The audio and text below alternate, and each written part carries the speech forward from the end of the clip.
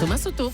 La politique, Antonin André, bonjour. Bonjour. La politique, ce sont les premiers pas du candidat Benoît Hamon. Comme François Fillon pour la droite, il n'était pas celui qu'on attendait, mais à l'inverse de François Fillon, il a tout de suite changé de braquet. La présidentielle et la primaire, ce n'est pas la même campagne pour Benoît Hamon. Voilà, Benoît Hamon, en fait, a appris des erreurs de François Fillon. C'est vrai que l'un comme l'autre n'étaient pas favoris. L'un comme l'autre ont choisi un programme très radical pour s'imposer. Mais le parallèle s'arrête là. À l'inverse de François Fillon, Benoît Hamon, dès le soir de sa victoire, a basculé dans une autre campagne. Il n'a pas commis l'erreur de s'enfermer dans son personnage de la primaire. François Fillon a mis 2 mois à faire le rassemblement. Benoît Hamon a tendu la main le premier soir, 24 heures après sa victoire. Le frondeur se glisse dans le costume du rassembleur. Il défend sur le plateau du 20h les victoires du quinquennat, tiers payant, mariage pour tous, garantie jeune. Quand François Fillon refuse d'amender son programme, Benoît Hamon, lui, promet dès ses premiers mots de l'enrichir.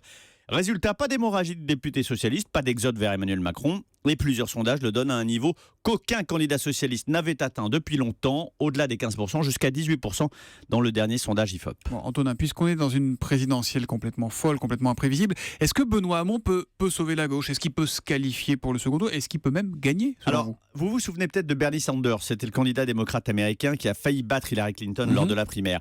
Ce candidat de gauche porté par un électorat très jeune, un électorat pour lequel l'espoir ne se résume pas à la question économique. Benoît Hamon a un côté Bernie Sanders, sauf qu'en plus, lui, il a gagné la primaire.